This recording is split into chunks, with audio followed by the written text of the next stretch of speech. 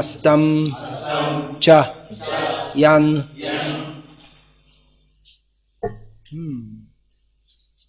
asau tasya rite yat kshanaha nitaha utamashloka vartaya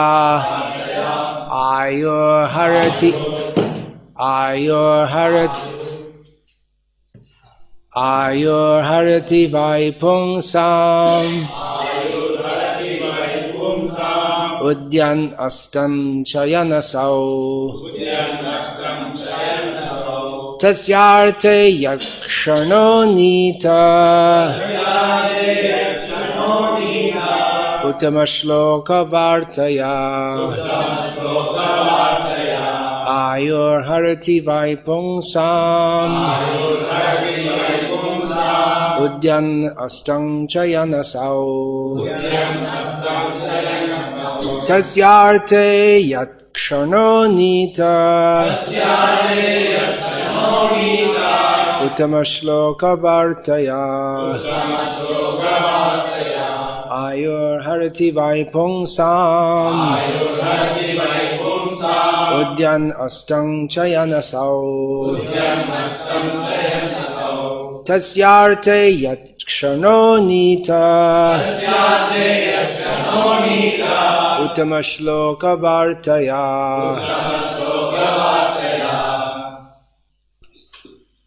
Report. This verse indirectly confirms the greater importance of utilizing the human form of life to realize our lost relationship with the Supreme Lord by acceleration of devotional service. Time and tide wait for no man. So the time indicated by the sunrise and the sunset will be uselessly wasted if such time is not properly utilized for realizing identification of spiritual values. Even a fraction of the duration of life wasted cannot be compensated by any amount of gold. Who knows the verse?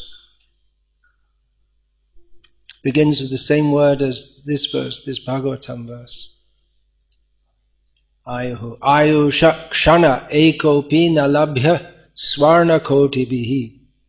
Two of this same. Ayusha, same as in this verse, and kshana. So even a moment of our life, once it's gone, you can't get it back. Even if you offer millions of gold coins, you can't get back even one moment. It's not available. It's gone. So Srila Prabhupada is quoting the verse, giving the translation of that half verse, which I believe is from Chanakya. Is it Chanakya? Sure. Yeah. Many of such verses are from Chanakya, some are from Hitopadesh, like this. There are several such works. Human life is simply awarded to a living entity, Jiva, so that he can realize his spiritual identity and his permanent source of happiness. A living being, especially the human being, is seeking happiness because happiness is the natural situation of the living entity. But he is vainly seeking happiness in the material atmosphere. A living being is constitutionally a spiritual spark of the complete whole, and his happiness can be perfectly perceived in spiritual activities. The Lord is the complete spirit whole, and his name, form, quality, pastimes, entourage, and personality are all identical with him. Once a person comes into contact with any one of the above-mentioned energies of the Lord through the proper channel of devotional service, the door to perfection is immediately opened. In the Bhagavad Gita, the Lord has explained such contact in the following words. Endeavors in devotional service are never baffled, nor is there failure. The slight beginning of such activities is sufficient even to deliver a person from the great ocean of material fears. What's the verse? Don't you say? What's the verse? Anyone? I'll read the English again. It's somewhat different translation to the one which Srila Prabhupada gives in his Bhagavad Gita as it is. Endeavors in devotional service are never baffled, nor is there failure. A slight beginning of such activities is sufficient even to deliver a person from the great ocean of material fears. Everyone's speaking all at once, I can't help. No, that's not Bhagavad Gita. No, you're way off. It's nice that you know the verse, but you're not, it's got nothing to do with this verse. Nasato. No. Neha bhikramo nashosti. Yeah, I started quoting the wrong verse myself. Neha bhikramo nashosti pratyavayo navidyate swalpamapyasya dharmasya trayate mahato bhayat. As a highly potent drug injected intravenously. You know what that means, intravenously? It just means stuck in your veins for all practical purposes. A highly potent drug injected intravenously acts at once on the whole body. The transcendental topics of the Lord injected through the ear of the pure devotee can act very efficiently. Oral realization of the transcendental messages implies total realization, just as fructification of one part of a tree implies fructification of all other parts. You all follow that example? Can you understand what it means? If one realizes by hearing, oral realization of the transcendental messages implies total realization. That's full realization. Just like if you see one part of a tree, maybe one branch of a tree is coming past your window, and you see that the tree has started to give fruits, so you can understand that the rest of the tree has also. You don't have to see the whole tree. So if one realizes by hearing, that is equivalent to complete realization. This realization for a moment in the association of pure devotees like Shukadeva Goswami prepares one's complete life for eternity, and thus the sun fails to rob the pure devotee of his duration of life, inasmuch as he is constantly busy for the devotional service of the Lord, purifying his existence. Death is a symptom of the material infection of the eternal living being. Only due to material infection is the eternal living entity subjected to the law of birth, death, old age and disease. The materialistic way of pious activities like charity is recommended in the Smriti Shastras as quoted by Srila Vishwanath Chakravarti Thakur. Money given in charity to a suitable person is guaranteed bank balance in the next life. Such charity is recommended to be given to a Brahmana. If the money is given in charity to a non-Brahmana without Brahminical qualification, the money is returned in the next life in the same proportion. If it is given in charity to a half-educated Brahmana, even then the money is returned double. If the money is given in charity to a learned and fully qualified Brahmana, the money is returned 100 and 1,000 times. And if the money is given to a Veda Paraga, one who has factually realized the path of the Vedas, it is returned by unlimited multiplication. The ultimate end of Vedic knowledge is realization of the personality of Godhead, Lord Krishna, as stated in the Bhagavad Gita. Vedaischa sarvairahameva vedaha. There is a guarantee of monies being returned if given in charity, regardless of the proportion. Similarly, a moment passed in the association of a pure devotee by hearing and chanting the transcendental messages of the Lord is a perfect guarantee for eternal life or returning home back to Godhead. Madhama gatva punarjanma na vidyate. In other words, a devotee of the Lord is guaranteed eternal life. A devotee's old age or disease in the present life is but an impetus to such guaranteed eternal life. Ayor harati vaipungsam udyan astang chayanasao tasyarte yakshano nita uttama shloka vartaya. Both by rising and by setting, the sun decreases the duration of life of everyone, except one who utilizes the time by discussing topics of the all-good personality of Godhead. Om Jnana-timirandhasya Jnananjana Shalakaya Chakshurunmilitam Yena Tasmai Shri Gurave Namaha. Nama Shrishtam Manamapi Shakti-putramatra Surupam Rupam Tasyagajamurupurim Bhaturim Goshtavatim Radha Kundam Girivaramaho Radhika Matavasham Prapto Yasya Pratita Kripaya Shri Gurum Tam Natos Vandeham Shri Guru Shiyatav Parakamanam Shri Gurun Vaishnavanscha Shri Rupam Sagrajatam Sahagana Raghunatam Vitantam Sajivam Sadvaitam Savadhutam Parijana Sahitam Krishna Chaitanya Devam Shri Radha Krishna Padam Sahagana Lalita Shri Vishakhan Vitanscha. Hare Krishna, Krishna Krishna, Hare Hare, Hare Rama, Rama Rama, Hare Hare. This momentous verse, highly important verse, one that prods us into thoughtfulness of what we're doing with our lives, is spoken in relation to Parikshit Maharaj meeting and being instructed by Sri Shukdev Goswami. It's been discussed that when Vyasakishta Bhagavan Vasudeva Parayanaha, Vyasaki, the son of Vyasa, Shukdev Goswami, who's called Bhagavan, as he's very powerful, and Vasudeva Parayana, he's attached to the son of Vasudeva, Krishna.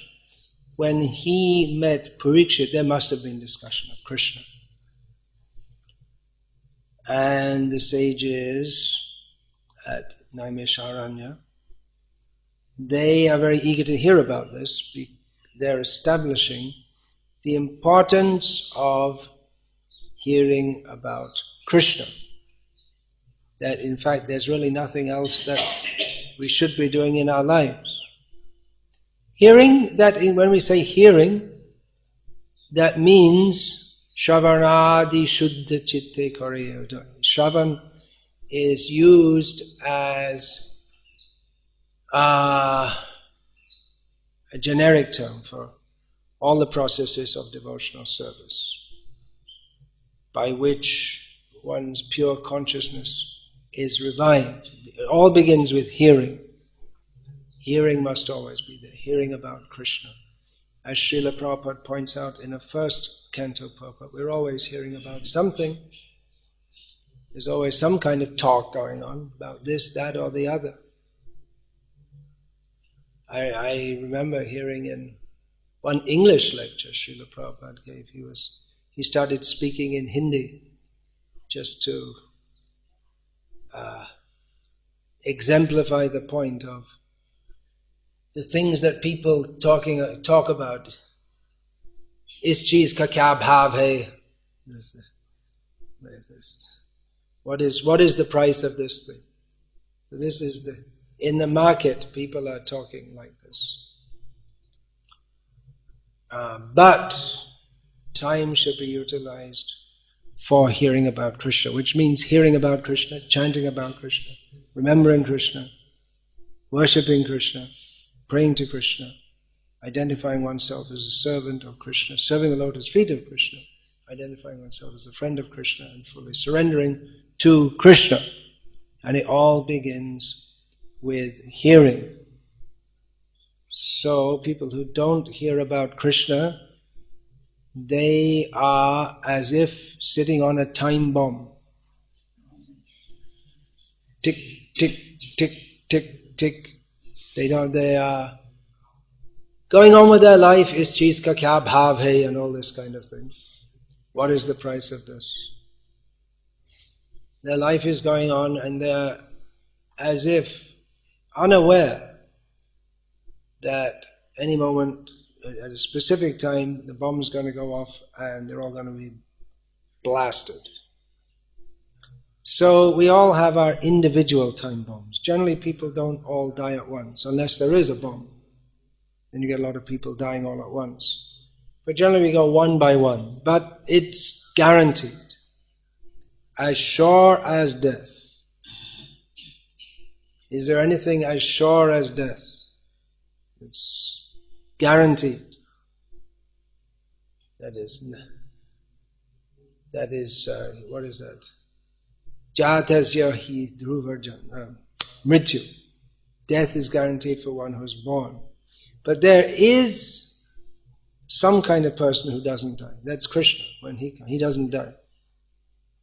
Krishna doesn't die. And his pure devotees, they don't die in the same sense, because a Vaishnava dies to live. He doesn't die. Just as Krishna comes into this world by his own wish and leaves by his own wish. So a devotee may come into, a materialist comes into this world impelled by his previous karmic reactions.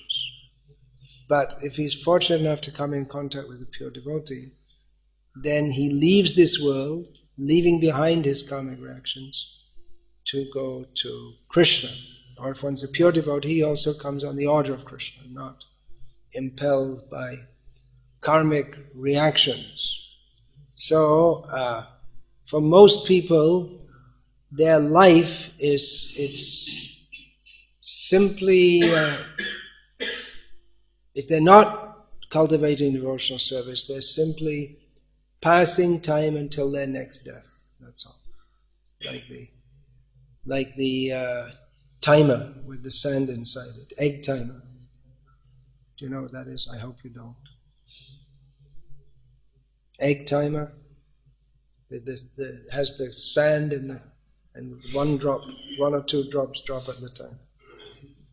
And when the sand has fallen, then it's finished. It's all over. So like that. Time is ticking away. And with death, everything. Mrityu sarva haraschaham. Everything is taken away. Everything that we falsely identify with ourselves. Unless we hear about Krishna. So, the value of time and how it should be utilized, this is being discussed here.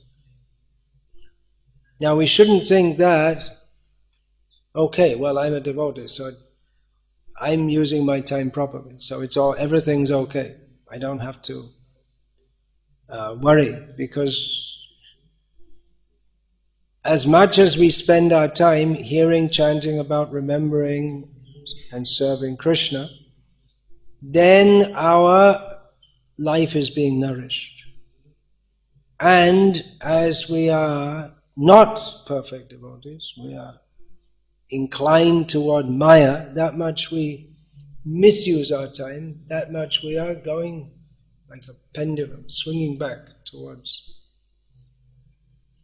material life. It's not just that because we are in the association of devotees that everything is perfect. We have to see also how to utilize our time.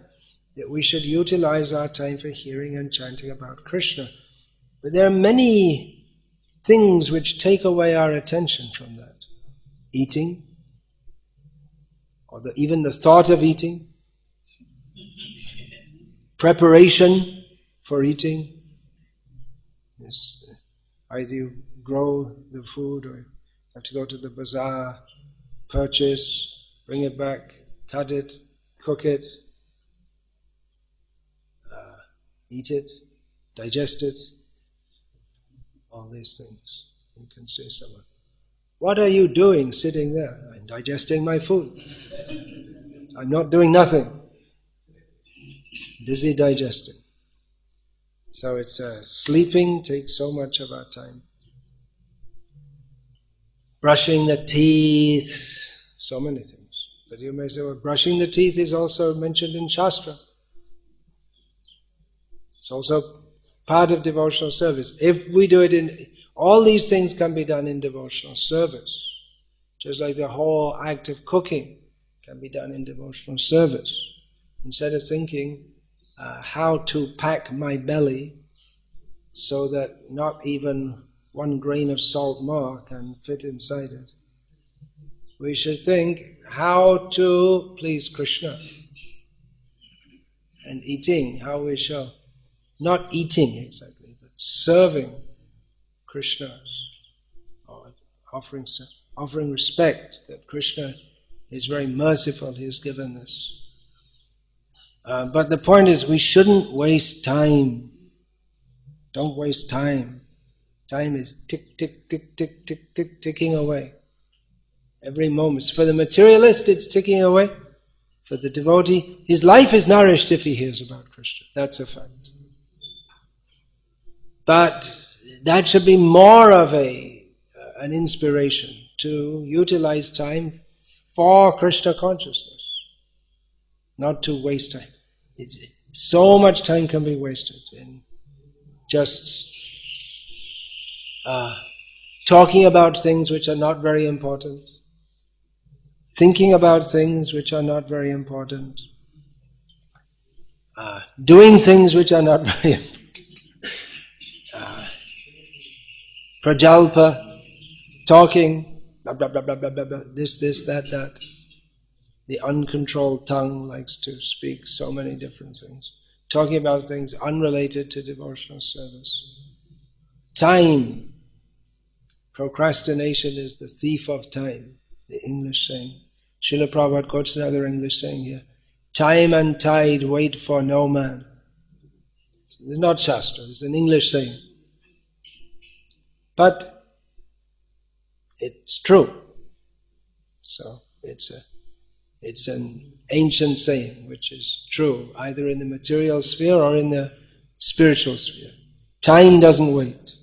If we say, time, just stand still for me. I'm late, so just stop the clock. But the clock, you can stop it, but time doesn't stop.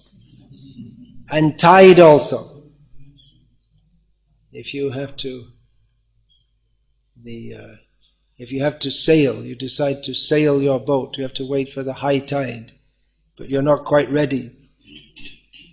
But the tide won't wait. The tide will come in and go out, and if you're not ready, then you have to wait another day or half day for it to come in again. So time, tide, trains, they don't wait. Well, the train might wait for some people. If it's the head of the South Central Railway, they might wait. They might keep the train for him. Politician, they might wait. Politicians generally don't go by train. They might do. And I was on the train coming to Salem. Was it? Somewhere.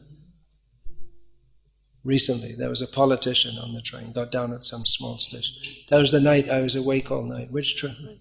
Which was that? Chennai to Salem. He got down at some small station. Some minister of higher education, I was told. Miserable guy. Couldn't get a smile out of him. He's just... So, time and tide wait for no man. And what's that other saying I just said? Procrastination is the thief of time. It's almost what's the word? Procrastination means wasting time. It literally means putting things off. I'll do it later. Dirgha Sutri is mentioned in Bhagavad Gita. Person in the mode of ignorance, one of his symptoms. Dirgha Sutri, takes a long time to do things. That procrastination is actually, taking a long time to do things is one thing, and procrastination means putting it off. I'll do it later, I'll do it later, I'll do it later.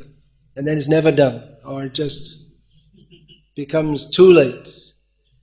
Dressing to go to the wedding, and by the time you've dressed so nicely and the wedding time is over. So, beautifully dressed, but too late. So don't waste time. It's a good motto. Srila Prabhupada often, well, at least sometimes he would say that for any success, either material or spiritual, even material success, although there's nothing really materially successful, but what is considered material success, one should not waste time. If you want to be successful in any endeavor, then we have to utilize our time properly. If you have to do something important. This Bill Gates, he started off as just another American citizen of no particular financial position. He became very rich, not by simply thinking about it. There is a book, Think and Grow Rich, famous book. But it's not just by thinking, you have to work. Nahi suptasya singhasya pravishante mokhe mrigam. This, the king of the jungle is the lion. But it's not because he's the lion that the animals come and bow down before him and say, now I have come to be eaten by you. He has to go out and catch them. So, we have to utilize our time, either materially or spiritually. What are we doing? What are we doing with our time? We have to utilize our time by chanting, hearing, serving, not wasting any time. Of course, that doesn't mean that we should be necessarily just completely wired up and stressed and completely. We can also be relaxed in the sense. Just like Srila Prabhupada was amazing in that he did so much. Every day he would translate, he would travel, he would meet people, he would give class, he would give advice, but he was relaxed. It wasn't that you'd think if someone's got a very heavy workload, they'll be very, very stressed. But Srila Prabhupada, generally, his countenance was very relaxed. And he had a whole worldwide movement to manage and so many letters coming in. He dealt with it in due course of time. He'd have a massage for more than 2 hours every day. 2 daytime massage, nighttime massage. He would joke with with various people. So, fully engaged, fully busy, not wasting time, intense, no doubt. I said that Srila Prabhupada is very relaxed, at the same time he's very intense personality. So that main point, that we should always be engaged in the service of Krishna. Otherwise the sun is right. Today is one of the few days of the year in Vellore when we don't see the sun. Otherwise, generally, must be one of the hottest places in India, I think. In all of India, is it? In all of India? Andhra. If you see the average temperature. Actually, North India, Delhi, Allahabad, that side gets very hot. But then in the winter it's cold.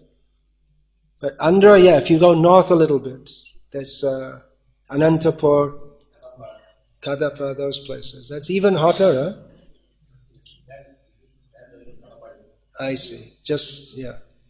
Anyway, it's hot enough. We're not praying to Krishna, please increase the heat. So with every rising and setting of the sun, we say, it's another day. Another day has come, another day has gone. We don't see how our life is going away. It's so gradual. We don't notice how, another day, and then our very nice young face, and one day we look in the mirror and say, there's some grey hair. Of course nowadays, 20 years old, people have grey hairs. Really, Kali Yuga. I think that's maybe due to chlorine in the water also. That may be a possible cause. What is it? Someone said something? In Dubai, I see everyone's got grey hair, unless they put this mehendi in it. Oh, this. But you see, so what's that? What's that line? Oh! I'm growing old. There's a wrinkle, and then gradually, the whole thing just collapses. The influence of time. And you know that you can go to the doctor, you can do this and that, but actually it's irreversible. Once the hearing starts to go, the digestive power goes out, memory, everything, seeing, it all goes, and it's all sign. The body is winding down. Slowly. And then, one morning, you don't get up. The sun gets up, but you go down, if you haven't heard about Krishna. You go down to the nether worlds, to the lower planets. So better to utilize our time for hearing and chanting about Krishna. So it's very poetic language, how it's said. Bhaktivinoda Thakur says similarly, this Udita tapana hoile asta, din gelo bole hoibe besta, tobe keno ebe alasha hoy na bhaja hridaya raja. Beautiful poetry, how he expresses. That Udita tapan means the heater who makes everything hot. The sun has risen, and again it will set.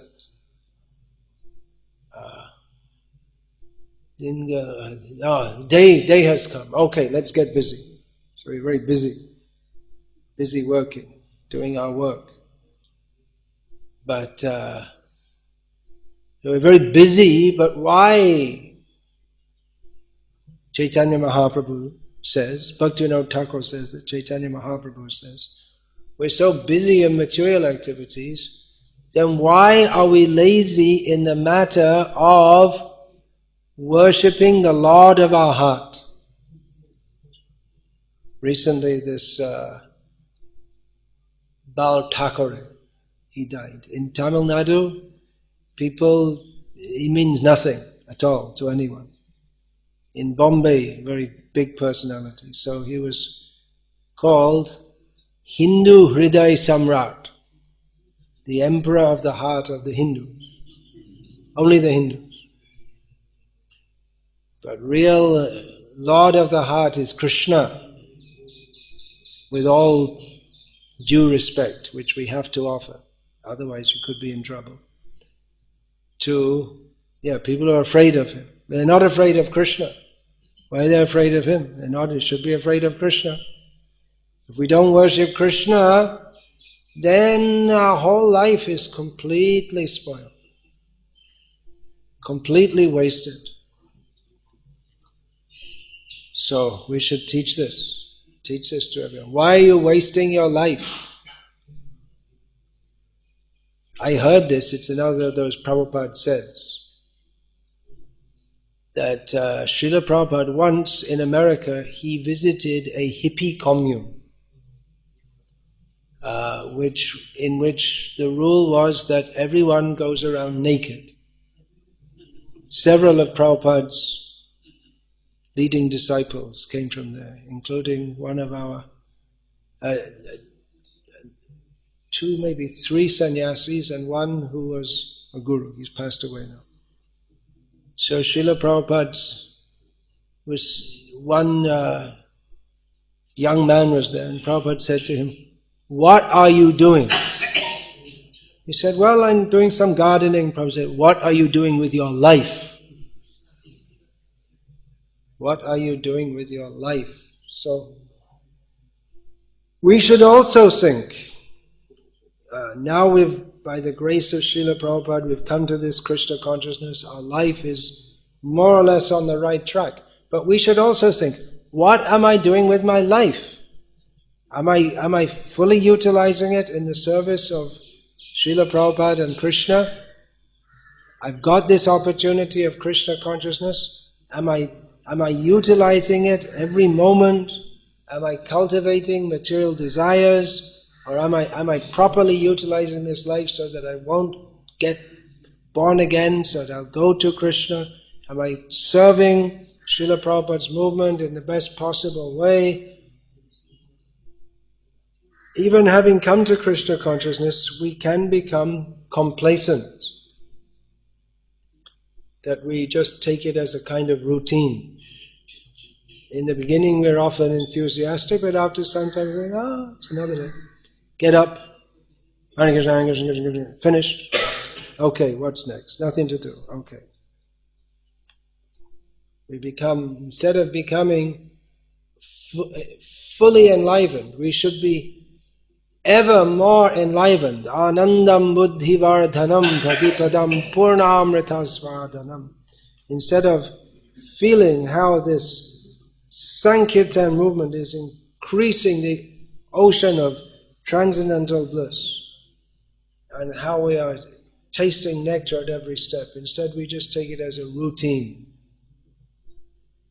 So this verse should come as a reminder to us. We can feel in this whole series of verses the enthusiasm of the speakers, or speaker on behalf of all the others, the Shonakadi Rishi. His enthusiasm for the subject, he's really, to use ISKCON terminology, fired up.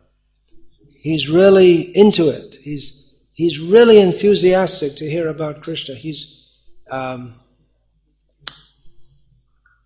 speaking in such a way to expressing his enthusiasm and at the same time enlivening. Sutta Goswami is going to speak that Parikshit came, and then he met with Shukadev, and they're both great devotees from their birth, so there must have been discussion of Krishna. And that's what we should discuss, because otherwise we're just wasting our life. And how we are wasting our life, not hearing about Krishna, we'll hear about starting from the next verse. There are many verses describing Tarava King Najivanti. This the trees are alive. The bellows of the blacksmith, they also breathe. The animals in the village, they're also alive. So they're alive, but what's the use of their being alive? The ear which does not hear about Krishna is like the hole in which a snake lives. The eyes that do not see Krishna, the form of Krishna, they are like the eyes on a peacock tail, which means they look nice, but as far as seeing, they are completely useless. The legs which do not go to the places to the temple, they are like the tree stumps. So in this way, he's describing that this verse which is just spoken now about how our life is spoiled without hearing about Krishna, that will be elaborated upon in the next several verses. So he's expressing his full enthusiasm to hear about Krishna. He doesn't want to hear about anything else. This is fully in the spirit of the Bhagavatam, which states from the very beginning, Dharma kaitava projita atra. Cheating religion is kicked out here. Because actually, if we see the Puranas, it's Sutta speaking. And he'll tell all kinds of things. Like in Garuda Purana, there's descriptions of different kinds of ghosts and what you have to do to become this kind of ghost and that kind of ghost, and gemology, and then all kinds of stories about how you can go to the heavenly planets or to the moon and different things. But the Shonaka and the Rishis, they don't want to hear about all that. We want to hear about Krishna. Parikshit and Shukadev, they met. There must have been discussion about Krishna. They weren't going to talk about different techniques of painting or different gems you can wear to thwart the effects of different planetary influences. They weren't going to discuss. They were definitely going to speak about Krishna. And they're both, even among devotees. What is that? Savai Bhagavata Raja. He was a great king. That king was he was a great devotee. So they were going to talk about Krishna, not even in an official way, means a philosophical way, but they both had great feeling for Krishna. They were both rasik bhaktas, very feelingful devotees for Krishna. So the sages, they had had enough about hearing about gemstones and demigods and places of pilgrimage that you can go to get free of your sinful reactions. They had all this kind of thing. They had enough of all that. They wanted to hear about Krishna. And they're exhorting us also, the hearers, after so many thousands of years, they're exhorting us also to hear about Krishna, to utilize our life for hearing and having others hear also. What is that verse? Shinvatam, what is that? No. At the end of the Bhagavatam. They hear and make others hear also. It's right at the end of Bhagavatam. No, I can't remember. You probably don't know it. No. Yeah. We should know all these verses, actually. I should know. Anyway, you can find that later. That the devotees, they hear about Krishna and they make others hear about Krishna also. So this is how we should utilize our time. I'm trying to remember it, but I can't remember.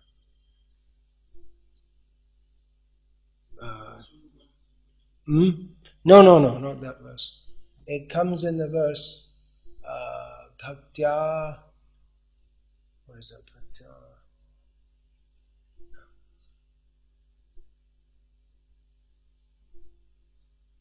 The bhakti comes from bhakti. What is that?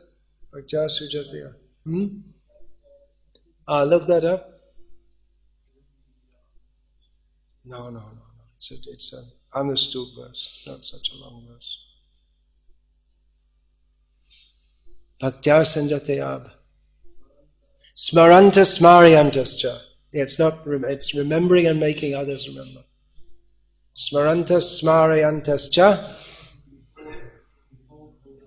Mitoghoga Haram Hari. Bhaktya Sanjataya Bhaktya. Vibrati Utpalakang Tanum.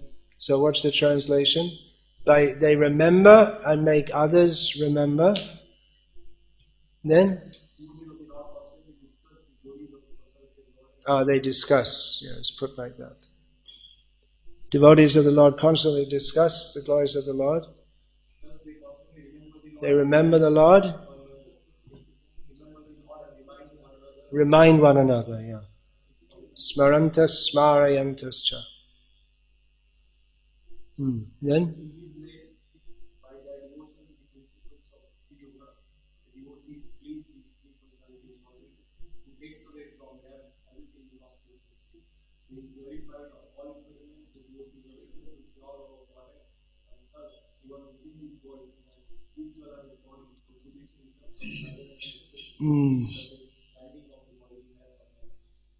Yeah.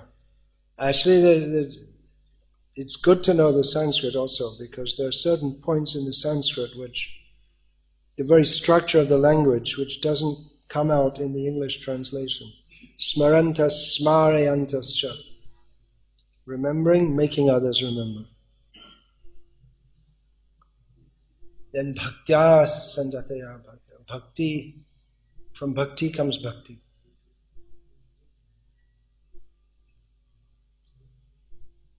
From sadhana bhakti comes raga bhakti. That's usually taken in that context. Which canto is that? 12th canto? 11th canto. And so many important teachings in the 11th canto and 12th canto. 11th canto is extremely rich. It's Bhagavad Gita again, spoken to Uddhava, but with more time. So in more detail. I was just reading yesterday from Srila Prabhupada lecture, which I never heard or read before. It's just been released. And Srila Prabhupada went on for some time saying Bhagavad Gita, it's just very basic, just for beginners. Because it's within Mahabharata, which is for Stri Shudra Dvija Bandhunam, for the women, Shudras and fallen members of the Brahmana caste. Traina Veda Gochara. They're not Traina Shruti Gochara. They're not fit to hear the Vedas. So for them Mahabharata was compiled. So Srila Prabhupada, and he said it's spoken to Arjuna. He wasn't a scholar. So it was just very easily put. And Prabhupada said that, but Arjuna understood it. In maximum it took 1 hour to speak, and Arjuna understood it. Whereas now, in Kali Yuga has gone on 5,000 years, and what was easily understood at that time, now big scholars, they spend their whole life, they can't understand it at all. Because people have become more stupid in Kali Yuga. So, Prabhupada said, this is ABCD, Bhagavad Gita. But we can't follow it. We have difficulty to. If you see all the terms that Krishna and Arjuna use in Bhagavad Gita, it means they're, of course Krishna knows, but Arjuna when Krishna used words like guna, dharma, karma, jnana, bhakti, yoga, all these words, Arjuna, he was familiar with all the concepts. It wasn't that Arjuna was a complete neophyte. He had some understanding already. He had some misunderstandings too. So, here's questions that... what is that? The King Karma Purushottama. Adibhut.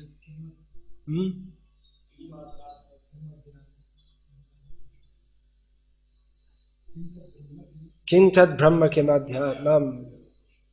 Kim karma purushottama. Adibhutam cha kim protam. Adidaivam cha uchate. So all these questions, they're quite questions, aren't they? Krishna just answers them with one word. Aksharam Brahma Paramam. Then you might ask, what is Brahma? Akshara. Then again, you might ask, well, what's Akshara? Akshara Brahma Swabhava Dhyatma Muchyate. So really the only question that Krishna gets into in that whole chapter, he gets into in detail, is Prayana Kale Chakatam Geyo Sinyatatmavihi. How can that Lord of sacrifice, Adiyagya, be known at the time of death by one who is following the rules and regulations? It's already presumed that you have to do some sadhana to remember him. So Arjuna, he wasn't a great scholar, he was just an ordinary person. Ordinary, in terms of scholarship, Arjuna wasn't known as a scholar. He was a great fighter, he was a great moral person, he was a great friend and devotee of Krishna, but he wasn't known as a great scholar. Bhishma was very learned. Vyasa was, on the earth at that time, Vyasa was. Arjuna, he wasn't a great scholar. Even among the Pandavas, then Yudhishthira would have to be the most Brahminical in kind. What's that?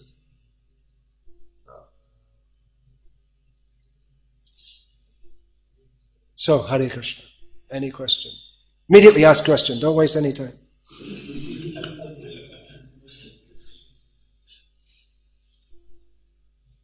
Tick, tick, tick, tick. Ayo Harati Vai Pumsam. Oh.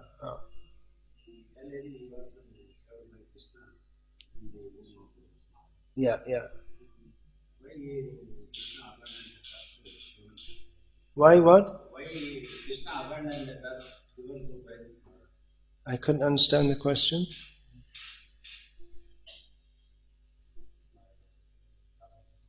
Parikshit was saved within the womb by Krishna. Why did Krishna? I couldn't understand the rest of the question.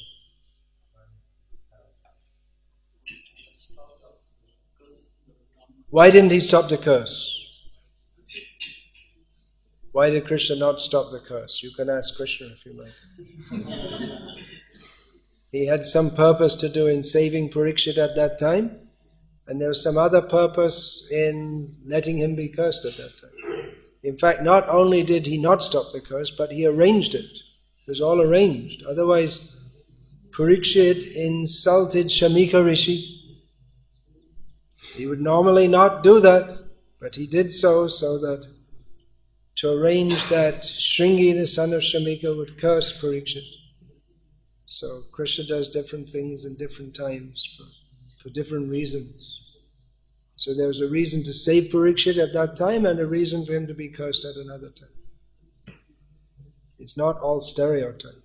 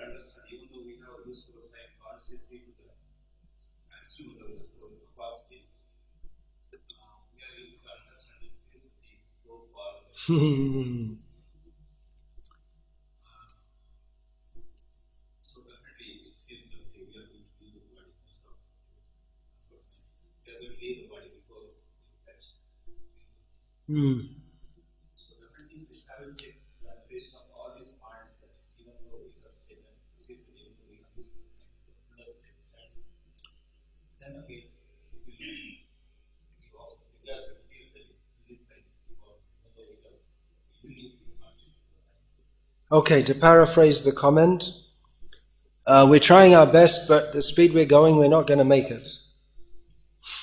We're not going to be fully situated in pure devotional service. Will Krishna look after us? Yes! We have that faith that Krishna will look after us. And often we see that devotees who've been trying, at the end, Krishna just burns out all their residual attachments and arranges for them to go back to Godhead.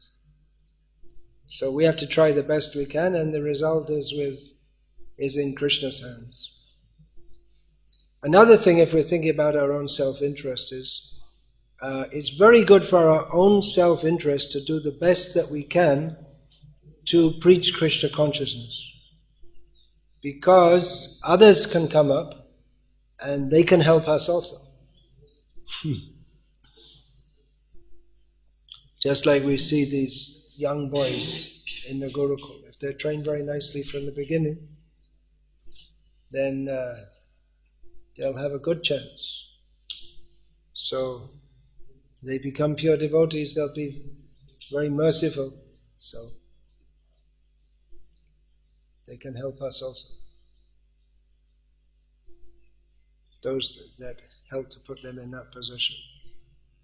Again, we have to remember, Neha Vikramana Shasti Pratyavayana Vidyate Swapamapyasya Dhammas Chayate Mahato Bhayat.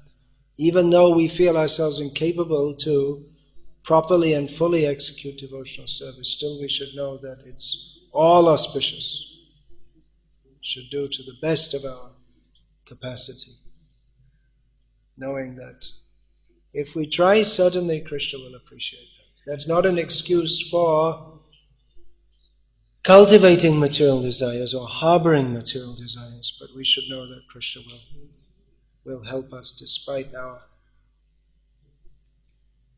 incapacity.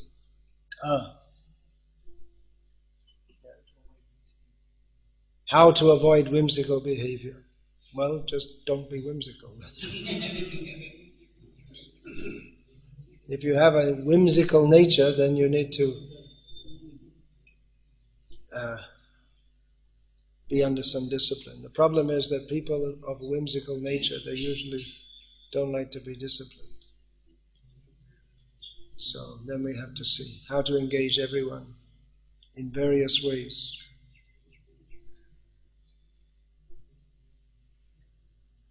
But you can never, people can change after coming to devotional service also.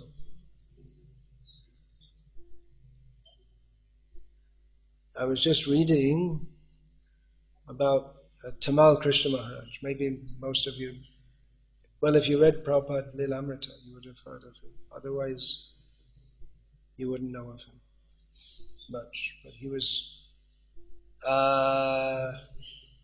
maybe you could say the most among the disciples of Srila Prabhupada, maybe the most prominent of all. So, before he came to the movement, just before he came to the movement, he was playing on a flute not in a concert or anything, just like a hippie. So it's after he came to the movement, you couldn't imagine that he was doing that. He became so strict and regulated.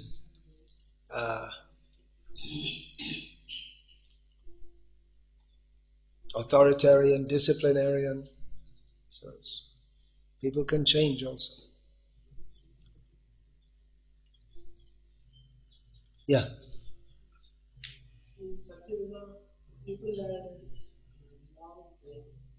In Satya Yuga, people had a long life compared to people in Kali Yuga.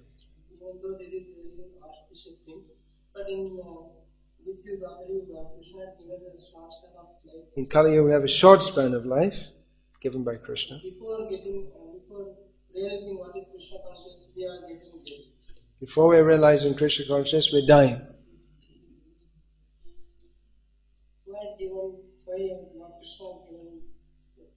Well, we have short lives in Kali Yuga because everything in Kali Yuga is cut down due to it's a time in which people who have lived sinfully are born. So everything is reduced in Kali Yuga. What's that verse? Kalena Balena Rajan. How does that begin? I'm a little tired. Tataschanu dinam satyam. What is it next? Satyam shocham shama daya kalena balena rajan nangshan yayur balang smriti. So, smritihi. It's for me. Day by day, my memory is getting less. So with the passing of every day in Kali Yuga, all these things will be reduced. Truthfulness, cleanliness, tolerance, mercy, dharma, bodily strength, longevity, and memory. So everything is short. We don't get born in Kali Yuga because we want to realize Krishna. We get born in Kali Yuga because we want to forget Krishna. We want to forget Krishna. It's actually Krishna's mercy that we have a short lifespan, because if we had a long lifespan, we'd commit so many sinful activities that we wouldn't get born again in the human birth until probably the next Brahma comes.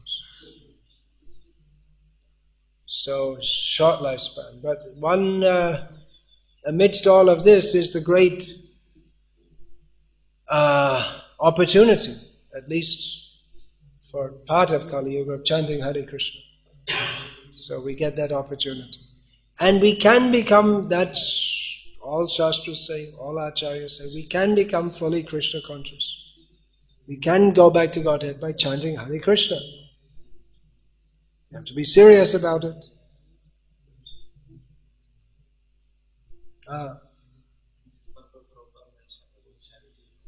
Yes, Srila Prabhupada mentioned about charity. What's it got to do with the verse? You might have wondered.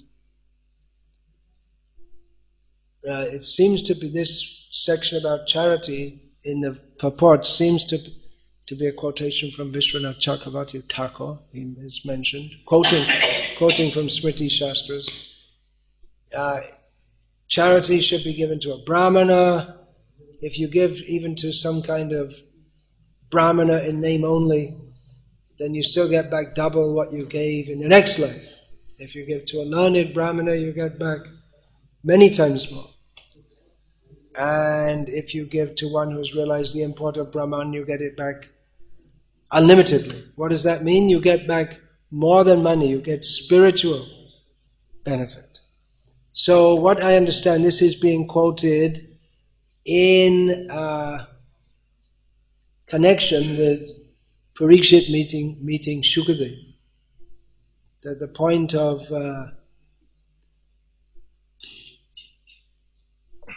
of meeting a pure devotee, that's how Srila Prabhupada explains it. The ultimate goal. There is guarantee of monies being returned if given in charity regardless of the proportion. Similarly, a moment passed in, this is connecting the two things. Similarly, a moment passed in the association of pure devotee by hearing and chanting the transcendental messages of the Lord is a perfect guarantee for eternal life, for returning home back to Godhead. So that takes up the other point we've just been discussing also. So the point is that if you give in charity, you're guaranteed return. And if you give to a pure devotee, great devotee, then you get unlimited return. So in the same way, if you spend even a moment with a pure devotee, then you're guaranteed to go back to Godhead, if you hear from them. So there you are. You're all guaranteed to go back to Godhead. But that doesn't mean that we should just waste our time, because it might get delayed if we don't take this opportunity seriously.